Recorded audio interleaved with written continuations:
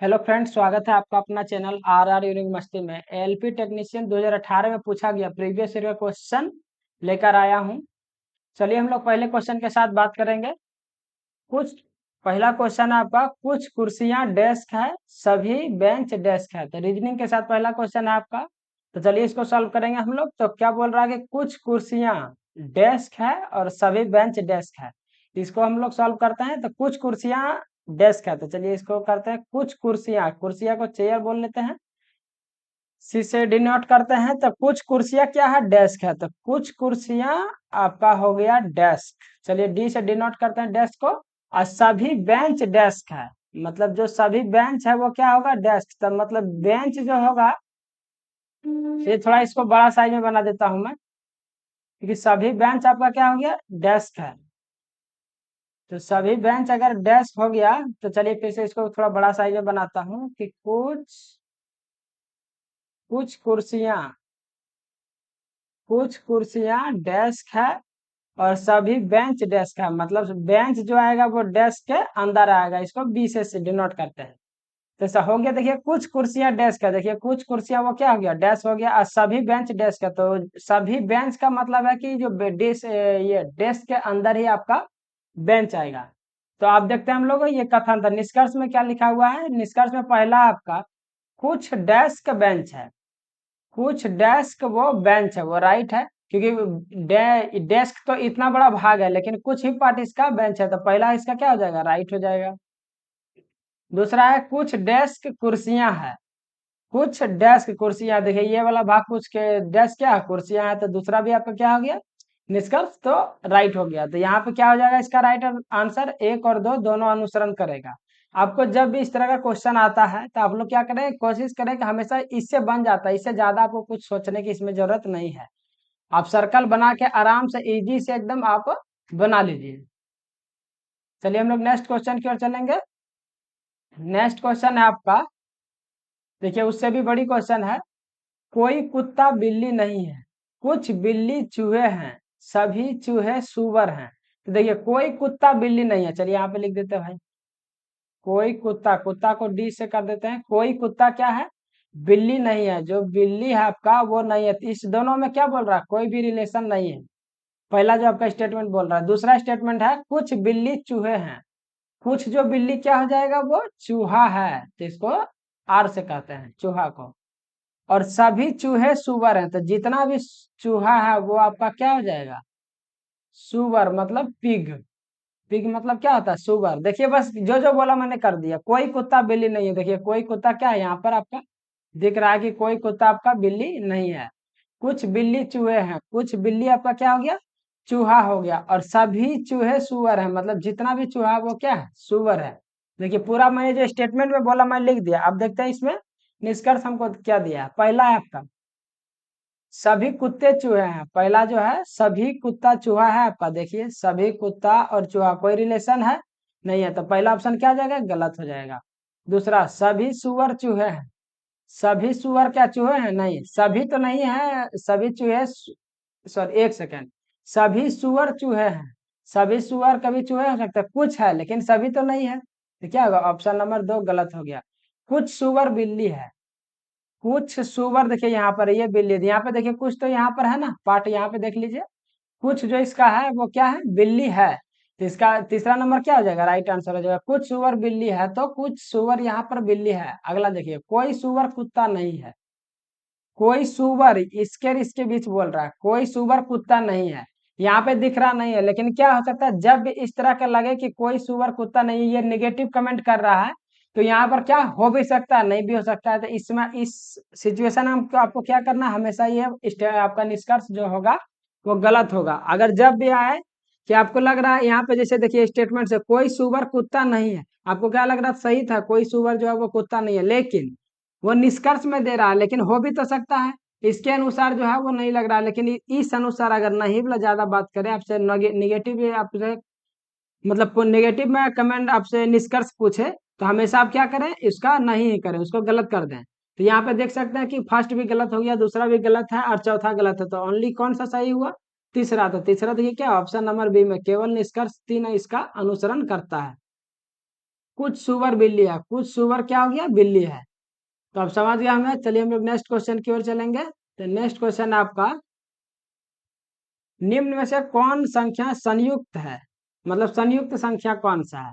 संयुक्त संख्या का मतलब वो हो गया जिसका क्या हो, एक गुणनखंडन हो, एक से ज्यादा गुणनखंडन हो, एक से क्या होना चाहिए, ज्यादा गुणनखंड होना चाहिए, गुणनखंड हो, एक से ज्यादा, कम से कम। जैसे 47 का देख लीजिए, 47 का गुणनखंडन कौन है, नहीं तो एक नहीं, इसको दो लिखिए, क्योंकि वो खुद और एक तो हो ही जाता है, तो ये नहीं होगा इसका।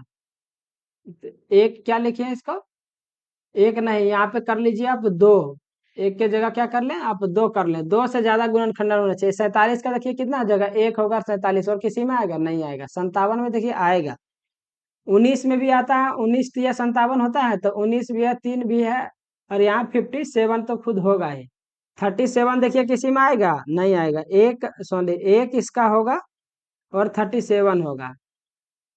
67 में भी देख लीजिए किसी में आता है, नहीं आएगा। 67 भी एक और 67 है ओनली। तो देख रहे हैं कि एक से ज्यादा, दो से ज्यादा किस में गुणनखंडन आ रहा है, तो 57। तो इसका जो राइट भी आंसर हो जाएगा वो क्या हो जाएगा, 57 नंबर। ये बहुत इजी क्वेश्चन था, बस आपको संयुक्त वर्ड समझना। संयुक्त वर्ड का ही मतलब होता है, आपको हिंदी से अगर ही पकड़ लेना है। संयुक्त मतलब क्या होता है, जुड़ा, एक से ज्यादा से जो बना हुआ है, एक से क्या हो, ज्यादा संख्या उसमें मिला हो, तभी तो उसको संयुक्त बोलते हैं। कोई भी चीज संयुक्त क्या बोला जाता है, जब एक से ज्यादा चीज उसमें क्या है, मिला हुआ है, तो उसको हम लोग संयुक्त बोलेंगे। चलिए नेक्स्ट क्वेश्चन की ओर चलेंगे।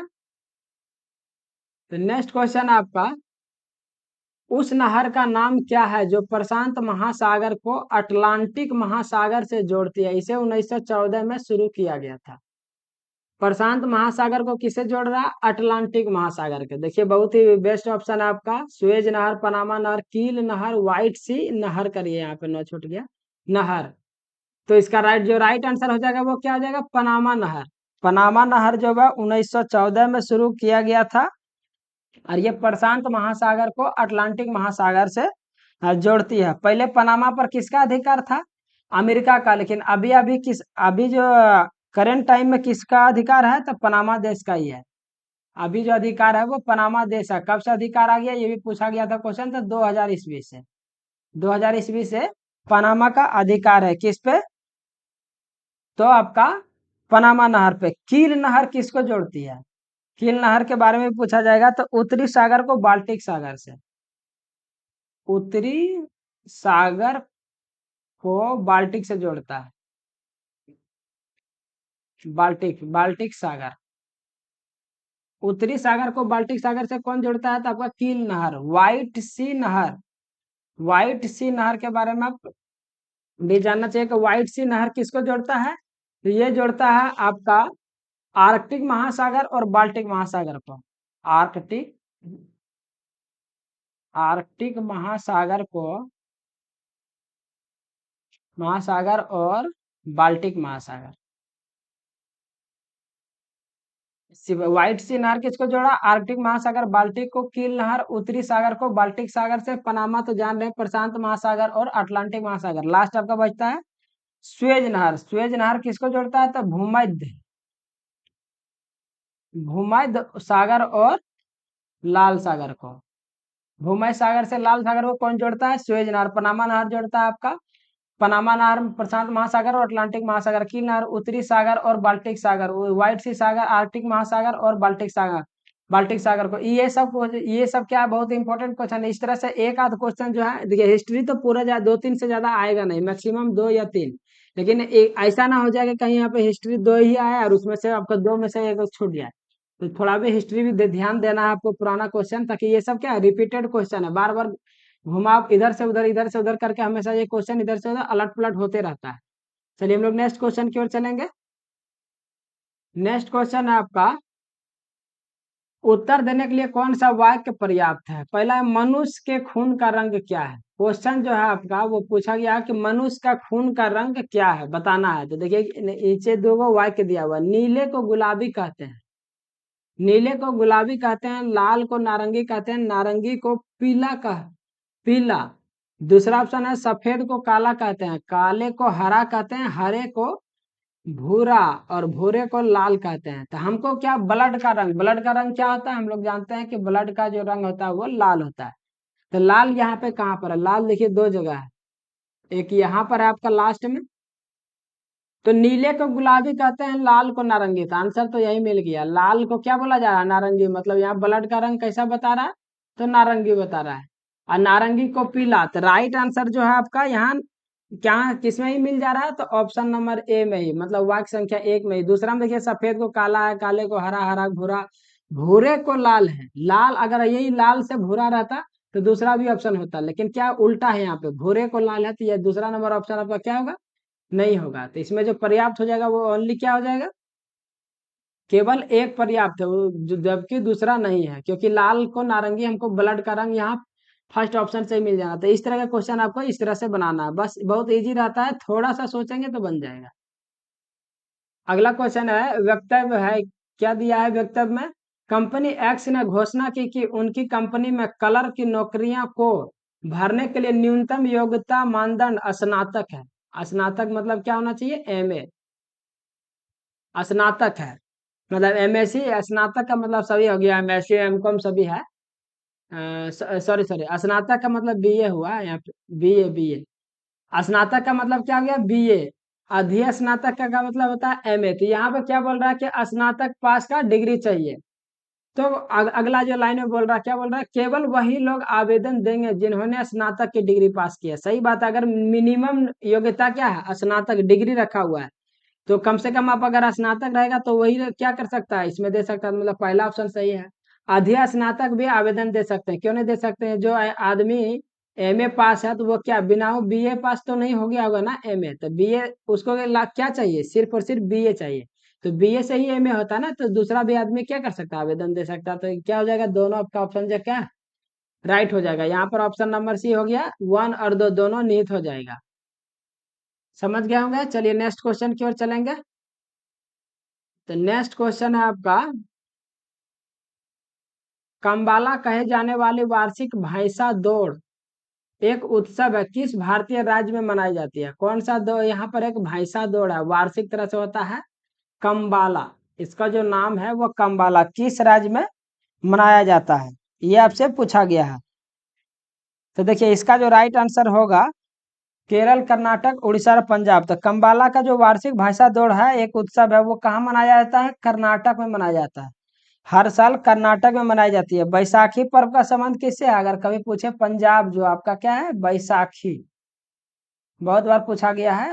वैसाखी पर्व कहाँ होता है, पंजाब में मनाया जाता है। आपका उड़ीसा इसमें लिखा हुआ है, तो उड़ीसी नृत्य वहां पर है आपका, वहां पर जो फेमस क्या है, उड़ीसी नृत्य भी फेमस है आपका, कहाँ पे, उड़ीसा में, उड़ीसी नृत्य।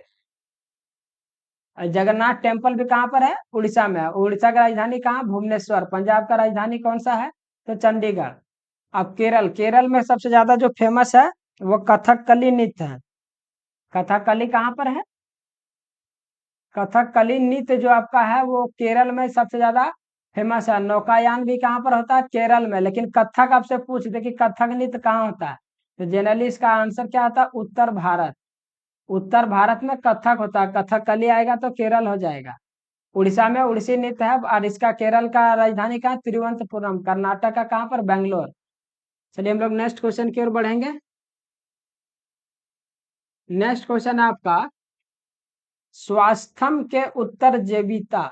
स्वास्थ्यम के उत्तर जीविता मतलब इसका जो इंग्लिश में हुआ, सर्वाइवल ऑफ फिटेस्ट, युक्ति के रचयिता कौन है, मतलब किसने लिखा है, कि पुस्तक लिखा है सर्वाइवल ऑफ फिटेस्ट, ये जो युक्ति लिखा है ये रचयिता कौन है, Johann Mendel, Charles Darwin, doctor Hargobind Khorana, हॉट स्पेंसर। तो इसका जो राइट आंसर होगा वो किसने लिखा है, हॉट स्पेंसर ने ही लिखा है। क्या, सर्वाइवल ऑफ फिटेस्ट, मतलब जो फिट रहना ही क्या है, सबसे ज्यादा सबसे बड़ी ताकत है। इसका सर्वाइवल ऑफ फिटेस्ट का मतलब होता है फिट रहना ही सबसे बड़ी क्या है आपका, वो मतलब फिट रहना ही सबसे बड़ी आपकी ताकत है। अगर यहाँ हरगोविंद खुराना के बारे में बात करेंगे, तो हरगोविंद खुराना क्या दिया था, जेनेटिक कोड, बहुत बार पूछा गया है। जेनेटिक कोड जो दिया था वो किसने दिया है, तो हरगोविंद खुराना। और आपका चार्ल्स डार्विन क्या है, तो चार्ल्स डार्विन जो है वो दिया है प्राकृतिक चयन, मतलब प्राकृतिक चयन का जो दिया था वो कौन दिया था? Charles Darwin. चार्ल्स डार्विन ने है वो क्या दिया था? प्राकृतिक चयन। चार्ल्स डार्विन ने बोला था योग्यता के उत्तरजीविता सिद्धांत को जैव विकास के संदर्भ में डार्विन ने प्राकृतिक चयन कहा था। प्राकृतिक चयन कहा था। चलिए हम लोग नेक्स्ट क्वेश्चन की ओर चलेंगे। नेक्स्ट क्वेश्चन है आपका, कुछ कार्यालय कंपनियां होते हैं, सभी कंपनियां कारखाने होती है। चलिए फिर से हम लोग बनाते हैं कुछ कार्यालय। कुछ कार्यालय, चलिए के से क से सूचित कर देते हैं। कुछ कार्यालय क्या है? कंपनी है। इसको कुछ कार्यालय वो कंपनी हो गया आपका। ओके। अगला है सभी कंपनियां कारखाने हैं, मतलब सभी का सभी कंपनियां आपका क्या हो गया? कारखाना हो गया। सभी कंपनियां क्या हो जाएगा? कारखाना। और कुछ कार्यालय कंपनी है। तो अब हम लोग क्या देखेंगे निष्कर्ष में? कुछ कारखाने कार्यालय होते हैं, कुछ कारखाना जो है आपका वो कार्यालय है, एकदम है। देख लीजिए ये क्या है आपका? कार्यालय वाला है। यहाँ पे देखिए क्योंकि ये वाला पार्ट तो मिक्स हो रहा है ना, तो कुछ कारखाना क्या हो गया? कार्यालय। ऑप्शन नंबर फर्स्ट सही है। सभी कार्यालय कारखाने हैं, तो सभी कार्यालय आपका कारखाना है नहीं है? देख लीजिए यही तो पार्ट है थोड़ा सा। सभी कैसे हो जाएगा? नहीं होगा तो क्या दूसरा नंबर आपका रंग हो गया। तो राइट आंसर क्या हो जाएगा? Option number D. केवल निष्कर्ष कौन सा सही है? एक। कुछ कारखाने कार्यालय, लेकिन सभी कार्यालय कारखाने नहीं है, तो ऑप्शन नंबर आपका क्या हो गया? डी। चलिए नेक्स्ट क्वेश्चन की ओर हम लोग चलेंगे। तो नेक्स्ट क्वेश्चन है आपका, किस कोशिका ऑर्गन को कोशिका का मास्टर कहा जाता है? किस कोशिका ऑर्गन को कोशिका का मास्टर कहा जाता है? एंडोप्लाज्मिक रेटिकुलम, नाभिक, माइटोकॉन्ड्रिया, न्यूक्लियस। तो किसको कहा जाता है कोशिका का ऑर्गन का कोशिका मास्टर? तो आपका सभी का मन में आ रहा होगा माइटोकॉन्ड्रिया, माइटोकॉन्ड्रिया, लेकिन इसका जो राइट आंसर वो क्या होगा? नाभिक, न्यूक्लियस।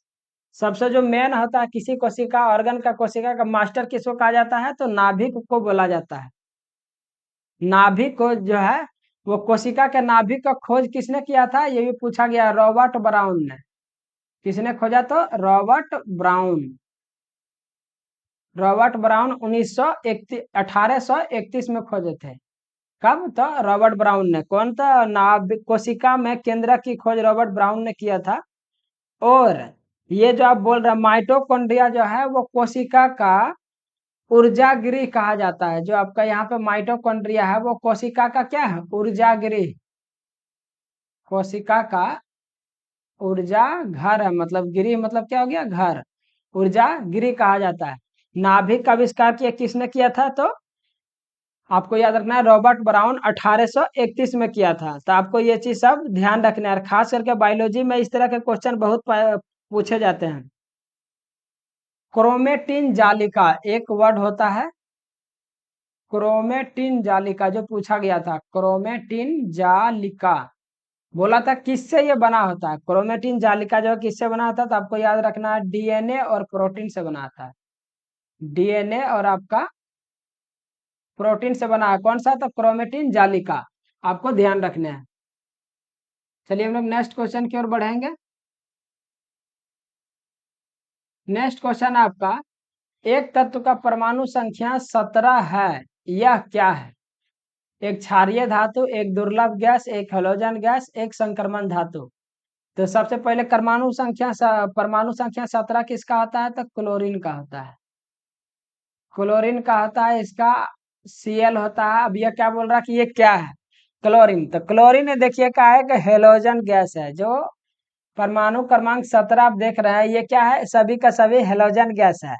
क्लोरीन है, फ्लोरीन है, अब ब्रोमीन है और आयोडीन। ये चार, क्लोरीन, फ्लोरीन, ब्रोमीन और आयोडीन, ये सभी का सभी क्या है? आपका हेलोजन ग्रुप का आता है। सभी सभी हेलोजन सब गैस है।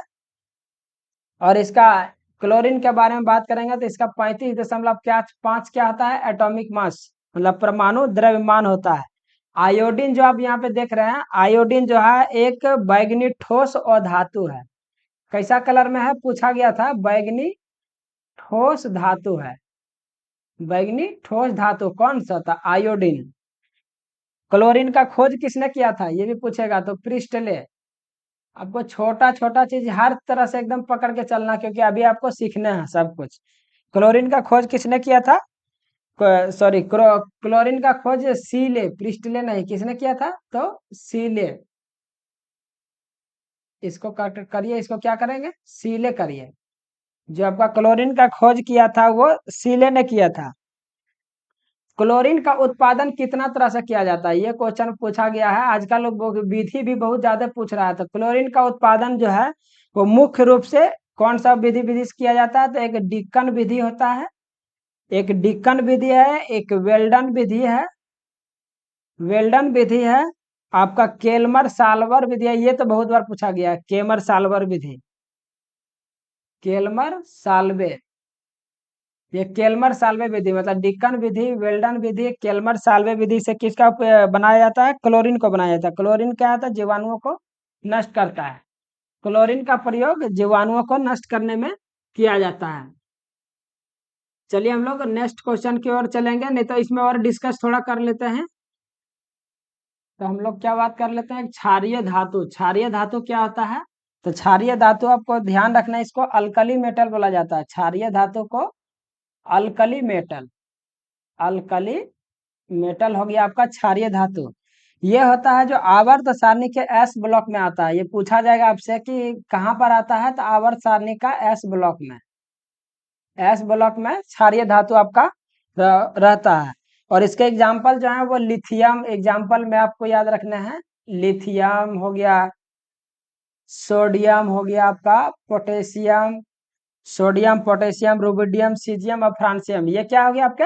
अल्कली मेटल हो गए। ये सभी अल्कली मेटल हो गए। चलिए फिर से मिटा कर थोड़ा और डिटेल से बात कर लेते हैं इसको। अब आ गया है कि क्या हो गया? दुर्लभ गैस। दुर्लभ गैस एक ही है जो आपको हमेशा याद रखना है, रेडॉन। दुर्लभ गैस में कौन है आपका? रेडॉन है। हेलोजन गैस में मैं बोला था अभी जितने भी हैं आपका फ्लोरीन, क्लोरीन, ब्रोमीन और आयोडीन, ये आपका हेलोजन गैस हो गया। फिर से लिख देता हूं मैं, फ्लोरीन, क्लोरीन, ब्रोमीन और आयोडीन, ये हो गया आपका हेलोजन गैस। क्षारीय धातु में अभी मैंने बोला था, क्षारीय धातु क्या है? जो एस ब्लॉक तत्व में आते हैं, इसमें आते हैं आपके लिथियम, सोडियम, पोटेशियम और आपका है रुबिडियम, रुबिडियम और एक सीजियम, लास्ट आपका सीजियम और एक फ्रांसियम भी है, फ्रांसियम। ये सभी क्या है आपके? क्षारीय धातु। हेलोजन में आ गया फ्लोरीन, क्लोरीन, ब्रोमीन, आयोडीन। और संक्रमण धातु क्या होता है? संक्रमण धातु तत्व बोलते हैं जो वर्ग है आपका, समूह जो है वर्ग हो गया 3 से 12 तक जो आते हैं, 3 से 12 तक वर्ग में ये आएगा। आपको हमेशा याद रखना ब्लॉक कौन सा ब्लॉक में होगा? ट्रांजिशन मेटल जितना भी होगा इस संक्रमण धातु को क्या बोलते हैं हम लोग? Transition metal. आपको याद रखना है ट्रांजिशन मेटल, ये ब्लॉक डी में आता है। टोटल जो तत्व आएगा संक्रमण धातु के वो किस में आएगा? ब्लॉक डी में आता है। इसका एग्जाम्पल क्या है? जो मुख्य एग्जाम्पल है आपके वो क्या है? लोहा, चांदी, तांबा, आपका सोना, ये सब किस में आते हैं? ये सब के सब संक्रमण धातु आते हैं, संक्रमण तत्व होते हैं, ट्रांजिशन मेटल होते हैं। ट्रांजिशन मेटल इसलिए बोला गया क्योंकि अंतिम जो है वो परमाणु किस में जाता है? तो ब्लॉक डी में जाता है। आपको याद रखना है पीरियोडिक टेबल का एक एक क्वेश्चन, इस पर मैं बहुत जल्दी चैप्टर है इस पर क्या है एकदम पूरा कम से कम 300-400 क्वेश्चन वाला एक ऐसा सेट लेके आऊंगा जिसमें पूरा तरह से पीरियोडिक टेबल को कवर करेंगे। अभी पीरियोडिक टेबल का आगे भी एक क्वेश्चन है, उसमें भी और डिटेल हम लोग क्या करेंगे? बात करेंगे। चलिए तो नेक्स्ट क्वेश्चन की ओर बढ़ेंगे हम लोग। नेक्स्ट क्वेश्चन है आपका, 5 साल के लिए प्रति वर्ष 9% साधारण ब्याज पर निवेश किया, कितना? 5 साल के लिए प्रतिवर्ष 9% साधारण ब्याज पर निवेश किया, x रुपया उतना ही ब्याज पैदा करता है जितना y रुपये निवेश पर 4 साल के लिए 7.5% साधारण ब्याज पर मिलता है। तो एक्स वाई क्या लें? तो बहुत इजी है। x रुपया कितना साल व्यय किया? 5%, कितना दिया? 9%। ब्याज दोनों बराबर, दोनों क्या हो जाएगा? बराबर जगह। y रुपया बोल रहा कितना भाई? कि 4 साल के हम किए हैं और मेरा 7.5% रेट है। चलिए इसको सॉल्व कर लेते हैं हम लोग। नीचे 100 भी डाल सकते हैं, लेकिन क्या 100 100 तो कट ही जाएगा, तो उसको आप छोड़ दीजिए। यहाँ करेंगे पॉइंट हटाइए, यहाँ पे आ गया 10, तो यहाँ पे क्या हो जाएगा आपका? 15 पचे 75 और 5 दूनी 10। यहाँ 15 आ गया तो ये कट कट जाएगा, इधर 5 तिया 15, इधर क्या आ गया? 9 दूना 18, एक्स आ गया आपका ये वाला 2 जाके उधर आ गया तो 9 दूना 18 हो जाएगा, इधर हो जाएगा आपका y गुना 4 तिया 12।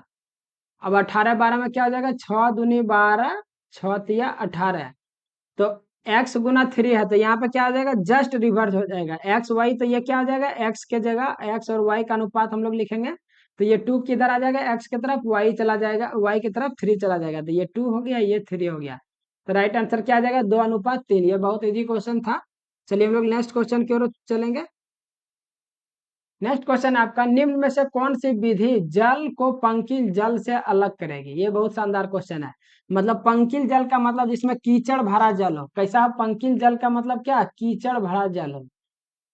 कीचड़ जो है, कीचड़ से मिला अगर जल रहेगा तो उसको हम लोग किस विधि के द्वारा अलग करेंगे। देखिए आपका दिया हुआ है, पृथकारी, किप, आसवन, क्रिस्टलीकरण या निस्यंदन। तो किसके द्वारा हम लोग इसको अलग करेंगे, तो निस्यंदन विधि द्वारा। किसके द्वारा, निस्यंदन। निस्यंदन विधि होता है कि जिसमें होता है, निस्यंदन जो विधि होता है वह प्रक्रिया जिसमें ठोस कणों को किसी द्रव या गैस पदार्थ में से फिल्टर पेपर की सहायता से पृथक किया जाता है, उसे क्या बोला जाता है, निस्यंदन। मतलब इसमें फिल्टर पेपर के द्वारा करते हैं। जैसे आरओ वाटर में, आरओ वाटर में भी देख रहे हैं वहां पर क्या है, बहुत सारा में देखे होंगे जो ये इलेक्ट्रिक से नहीं चलने वाला, वो क्या है, विदाउट बिजली से चलने वाला। वहां भी क्या रहता है, पेपर साइज का लगा रहता है, जिसमें क्या होता है, पानी को छान के फिल्टर किया जाता है। तो पंकिल जल को किससे हम लोग करेंगे, निस्यंदन विधि से अलग करते हैं। अगला क्या है आपका, आसवन विधि। आसवन विधि में क्या होता है कि आसवन विधि द्वारा द्रवों के मिश्रणों को पृथक किया जाता है। द्रव का जो मिश्रण होता है, द्रव का मिश्रण, कहने का मतलब ये हुआ कि अगर मान लीजिए कि पानी और चीनी, आपका एग्जाम्पल में पानी और अगर चीनी मिक्स है, अगर हमको पानी चीनी फिर से सेपरेट करना है तो कैसे करेंगे, आसवन विधि में। इसमें क्या होता है, पहले गर्म किया जाता है पूरा घोल को, उसमें क्या होगा, द्रव आपका गैसीय, द्रव द्रव जो है आपका बॉयल होकर गैसीय अवस्था में परिवर्तित हो जाएगा, जो हमको मिल जाएगा वो क्या हो जाएगा, चीनी मिल जाएगा। तो आसवन विधि में। प्रभाजी आसवन विधि क्या होता है, प्रभाजी आसवन विधि में जलीय वायु से विभिन्न गैस से पृथक किया जाता है। ये बहुत बार पूछा गया था, प्रभाजी आसवन जो आपको याद रखने हैं। प्रभाजी आसवन विधि द्वारा ही क्या करता है कि जो है जलीय वायु, जलीय वायु से विभिन्न गैस के क्या होता है, गैसों को पृथक किया जाता है। प्रभाजी आसवन, इसमें जलीय वायु मतलब जो है जलीय वायु के द्वारा क्या करता है, बहुत सारे गैस को हम लोग क्या करते हैं, अलग कर पाते हैं प्रभाजी आसवन के द्वारा। और क्या याद रखना है, आसवन विधि में ये भी क्या होता है, कार्बनिक पदार्थ जैसे एसीटोन, मेथिल अल्कोहल, एस्टी हेलाइड आदि शुद्धिकरण भाप आसवन विधि द्वारा ही किया जाता है। आसवन विधि आपका क्या है, बहुत ही यहाँ पे बहुत बार पूछा गया था, आपको ध्यान रखने हैं आसवन विधि। चलिए हम लोग नेक्स्ट क्वेश्चन की ओर चलेंगे। तो नेक्स्ट क्वेश्चन है आपका, निम्न में से कौन सा कथन सही या गलत है। सही या गलत है, तो कथन क्या है, एक आवर्त में बाएं से दाएं दाएं चलते समय तत्व की रासायनिक प्रतिक्रिया पहले घटती है फिर बढ़ती है, पहला ये बोल रहा है। दूसरा कथन है कि आवर्त तालिका के समूह में नीचे जाने पर, मतलब नीचे जा रहा है, नीचे जाने पर गैर धातु की रासायनिक प्रतिक्रिया बढ़ती है। गैर धातु का मतलब क्या हुआ, अधातु। गैर धातु मतलब अधातु के बारे में आपसे बात कर रहा है। तो बोल रहा है कि ऊपर से नीचे जाएंगे तो क्या होगा, अधातु का रासायनिक प्रतिक्रिया बढ़ जाएगा। तो देखिए ये कितना अच्छा क्वेश्चन है, ये बहुत बार पूछा गया है। ये तो डायरेक्ट है कि आवर्त सारणी में दाएं बाएं से, मतलब इधर से अगर आप इधर चलते जाएंगे तो पहले क्या होगा, पहले रासायनिक प्रतिक्रिया घटती है लेकिन बाद में क्या होता है, बढ़ता है। ये पहला जो ऑप्शन है आपका वो सही है। दूसरा ऑप्शन है आपका, आवर्त तालिका में समूह में नीचे जाने पर बढ़ती नहीं है, ये जो लिखा हुआ बढ़ती ना, ये क्या होता है, जस्ट उल्टा होता है, ये घटती है। जो धातु का जो है रासायनिक प्रक्रिया वो क्या आ जाता है, घट जाती है। तो दूसरा ऑप्शन तो गलत है, लेकिन आपको जहाँ सीख लेनी चाहिए कि आवर्त तालिका में अगर नीचे हम लोग जाएंगे तो क्या होगा, और धातु का रासायनिक प्रतिक्रिया घट जाएगी। यहाँ तो ऑप्शन नंबर क्या हो जाएगा, एक हो जाएगा। एक सही है लेकिन क्या है, दो गलत है। लेकिन इसमें बहुत इंपॉर्टेंट है दो चार चीज जो मैं आपको बताता हूँ, जो आपको याद रखना है, जो बहुत बार पूछा गया है क्वेश्चन में। क्वेश्चन में क्या पूछा गया है कि आयनीकरण ऊर्जा क्या होगा। एक होता है आपका आयनीकरण ऊर्जा, जो बहुत बार पूछा गया और आपको ध्यान रखना है। आयनीकरण ऊर्जा अब क्या होगा, आयनीकरण ऊर्जा इसको बोलते हैं कि किसी परमाणु से इलेक्ट्रॉन को पूर्णतः बाहर निकालने के लिए जो ऊर्जा लगता है उसी को हम लोग क्या बोलते हैं, आयनीकरण ऊर्जा बोलते हैं। ये क्या होता है, तो आयनीकरण ऊर्जा जो होता है आपका, वो अगर आप क्या करेंगे आयनीकरण ऊर्जा में, आयनीकरण ऊर्जा का तो क्या हो जाएगा, जो आयनोजेशन एनर्जी है आपका वो क्या होगा, अगर आप आयनोजेशन एनर्जी में लेफ्ट टू राइट जाएंगे, लेफ्ट से राइट जाएंगे मतलब दाएं से बाएं जाएंगे, मतलब सॉरी बाएं से दाएं जाएंगे, तो वहां पर क्या होगा, बढ़ेगा, इसका जो मान क्या होगा वो बढ़ जाएगा। लेकिन अगर अब ऊपर से नीचे जाएंगे मतलब टॉप से बॉटम की तरफ जाएंगे, टॉप से अगर बॉटम की तरफ जाएंगे तो क्या हो जाएगा, यहाँ पर घट जाएगा, आयनोजेशन एनर्जी क्या होगा, घटेगा। तत्व का जो है मेटल पर क्या प्रभाव पड़ेगा, जो मेटल मेटालिक करेक्टर होता है मेटल, वो मेटल अगर हम लेफ्ट से राइट जाएंगे, जो सबसे ज्यादा बार पूछा गया है मेटल में, अगर हम लोग लेफ्ट से राइट जाएंगे तो वहां पर क्या होगा आपका, लेफ्ट से राइट जाने पर इसका घट जाता है, क्या होता है यहाँ पे घट जाएगा, लेफ्ट से राइट जाने पर मेटल का जो मतलब क्या होता है, मेटालिक करेक्टर जो है वो कट घट जाएगा। लेकिन टॉप से बॉटम जाएंगे हम लोग, क्या करेंगे, अगर ये पूछा के जाएगा आपको टॉप से अगर बॉटम जाएंगे, टॉप से बॉटम जाएंगे उस स्थिति में क्या बढ़ता है, ऊपर से अगर हम लोग नीचे जाते हैं तो क्या क्या होता है, ये बढ़ता है, ऊपर से नीचे जाने पर बढ़ता है। नॉन मेटल के बारे में अगर पूछे तो नॉन मेटल के बारे में भी आपको ध्यान रखना है कि नॉन मेटल जो होता है वो लेफ्ट से राइट जाने पर, लेफ्ट से राइट जाने पर क्या होगा, जस्ट उल्टा होगा, ये आपका बढ़ेगा, लेफ्ट से राइट जाने पर क्या हो जाएगा, बढ़ जाएगा। टॉप से अगर आप बॉटम में जाएंगे, टॉप से अगर बॉटम में जाना चाहेंगे तो वहां पर क्या हो जाएगा, ये घट जाएगा, टॉप से बॉटम में क्या हो जाएगा, घट जाएगा। मतलब सीधा आपको खाली अगर मेटल है तो नॉन मेटल ऑटोमेटिक याद होगा कि अगर लेफ्ट से राइट जाएंगे तो घटेगा, तो जस्ट उल्टा नॉन मेटल क्या है, लेफ्ट से राइट जाएंगे तो उसका क्या हो जाएगा, आपका नॉन मेटल करेक्टर बढ़ जाएगा। और टॉप से बॉटम जाएंगे तो ये आपका क्या होगा, बढ़ेगा, लेकिन टॉप से बॉटम नॉन मेटल में क्या हो जाएगा, घट जाएगा। तो आपको ये चीज तो बहुत ही इंपॉर्टेंट आपको ध्यान रखनी है। ऐसे भी यहाँ पे आवर्त तालिका में क्या है, नीचे जाने पर गैर धातुक रासायनिक प्रतिक्रिया क्या होता है, देखिए ऑप्शन नंबर बी में तो लिखा ही है, वो क्या होता है, बढ़ जाता है। चलिए हम लोग नेक्स्ट क्वेश्चन की ओर चलते हैं। नेक्स्ट क्वेश्चन है, यदि समद्विबाहु त्रिभुज के दोनों कोण तीसरे कोण के दोगुने हाँ तो तीसरे कोण कितना डिग्री होता है, पहले हम लोग क्या बना लेते हैं, समद्विबाहु, द्वि मतलब क्या हो गया, समद्विबाहु का मतलब दो कोण, और इसमें क्या होता है, दो भुजा, दो भुजा और दो कोण वो क्या होगा, बराबर होगा, दो भुजा बराबर होगा तो वहां क्या होता है, दो कोण भी बराबर होता है। इसको मान लेते हैं ए बी सी, वो क्या करें, समद्विबाहु में दो बराबर कोण तीसरे कोण से दोगुना होगा। अगर मान लेते हैं कि ये एक्स है तो ये दो बराबर में क्या हो जाएगा, ये 2x हो जाएगा, ये भी आपका 2x हो जाएगा। क्योंकि देखिए ये क्या बोल रहा है कि त्रिभुज के दो बराबर कोण तीसरे कोण के दोगुना है, तो देखिए तीसरा कोण x है तो इसके बराबर जो देखिए ये दोनों तो बराबर ही होगा, तो ये 2x हो जाएगा। और समद्विबाहु त्रिभुज में हमेशा क्या होगा, ये वाला भुजा और ये वाला भुजा ये क्या हो जाएगा, ये जो आपका AC बराबर क्या हो जाएगा, आपका BA, ये क्या होगा, हमेशा बराबर होगा, उसी को समद्विबाहु त्रिभुज कहते हैं। आज जानते हैं त्रिभुज का तीनों कोनों का मान कितना आता है, 180 डिग्री, तो हम लोग ऐड कर देंगे x + 2x कितना हो गया, 180 डिग्री।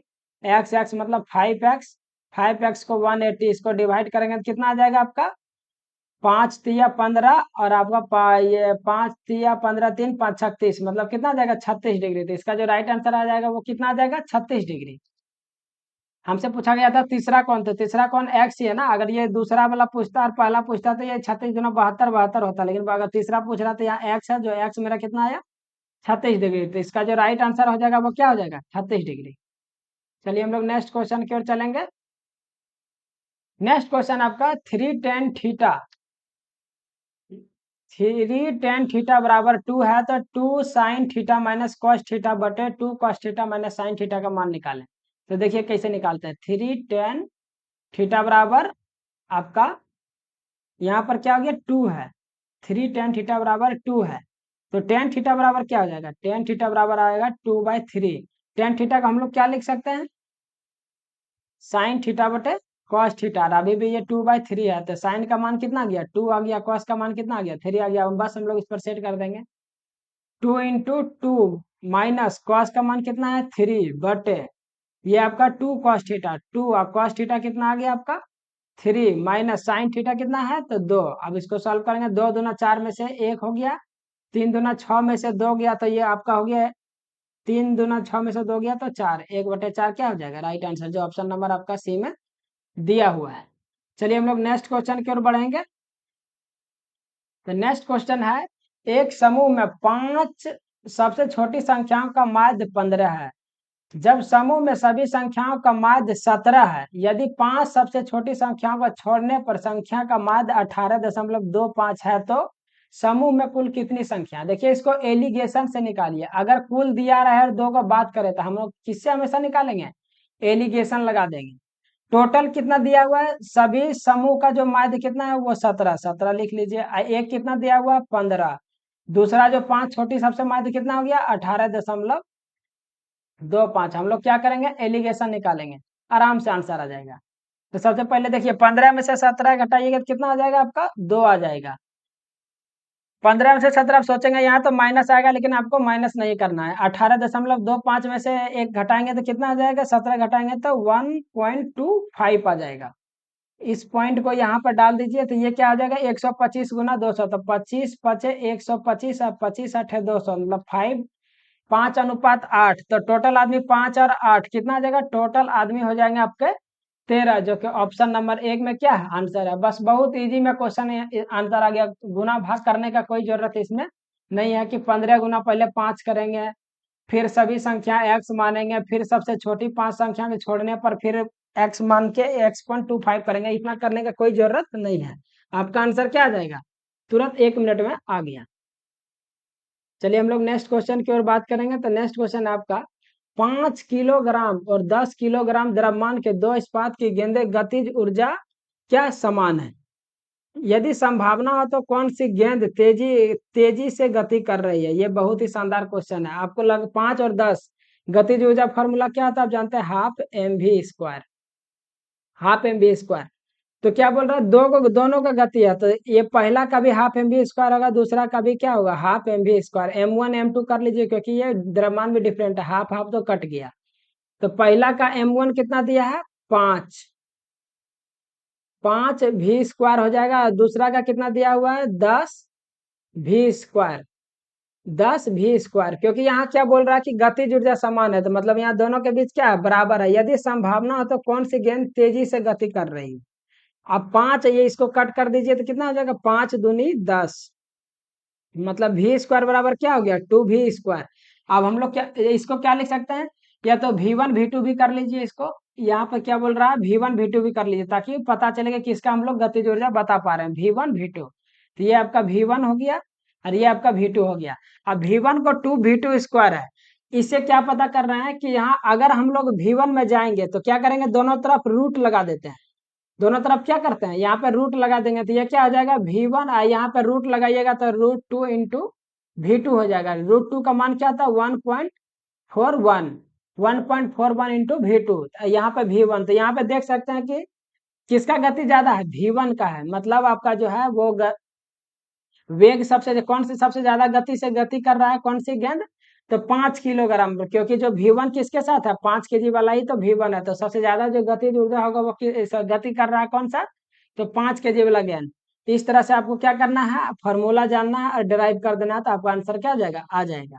आप समझ गए, कुछ नहीं किया मैंने, हाफ mv² जो है फॉर्मूला लगाया, 5 किलोग्राम 10 किलोग्राम में रख दिया, उसके बाद v1 v2 कर लिया, उसके बाद दोनों को निकाल दिया। तो यहाँ पे देख सकते हैं कि v1 का मान कितना है, यहाँ v² था, अगर इसको अगर v1 में लाना था तो दोनों तरफ रूट कर दिया, फिर क्योंकि स्क्वायर हटाना था तो रूट कर देंगे तो स्क्वायर हट जाएगा। चलिए हम लोग नेक्स्ट क्वेश्चन की ओर चलेंगे। नेक्स्ट क्वेश्चन आपका, दो समान त्रिभुज के समरूप भुजाओं का अनुपात 2:3 है, तो उनके समरूप ऊंचाइयों का अनुपात कितना है। तो देखिए समरूप त्रिभुज के बारे में बात कर रहा है, तो हम लोग दो क्या करेंगे, सबसे पहले समरूप त्रिभुज बना लेते हैं, ABC, ये हो गया DEF, ये हो गया। अब क्या कर रहा है कि दो समरूप भुजाओं का अनुपात 2:3 है, तो समरूप क्या ऊंचाइयां अनुपात निकालें। इसको कैसे निकालेंगे, बहुत इजी है इसका निकालना, ये बहुत इजी तरीका से हम लोग क्या करेंगे तो समरूप त्रिभुज क्या बोलता है? समरूप त्रिभुज बोलता है जो सामने जो भी भुजा होगा उसका अनुपात समान होगा। जैसे समरूप त्रिभुज क्या मान लेते हैं? समरूप त्रिभुज आपका हो गया ए बी सी। समरूप त्रिभुज क्या कर लेंगे फिर? त्रिभुज D E F. D E F इसमें क्या बोल रहा है कि जो अनुपातिक मान होता है सेम होता है। मतलब यहाँ पे क्या हो जाएगा? ए बी बटे आपका अनुपातिक मान, इसके बराबर कौन हो जाएगा आपका? ये डी। अगला हो जाएगा बीसी। अगर बीसी को बीसी का अनुपात करेंगे तो क्या हो जाएगा? E F. और एक हो गया आपका एसी। एसी बटे क्या हो जाएगा? डीएफ।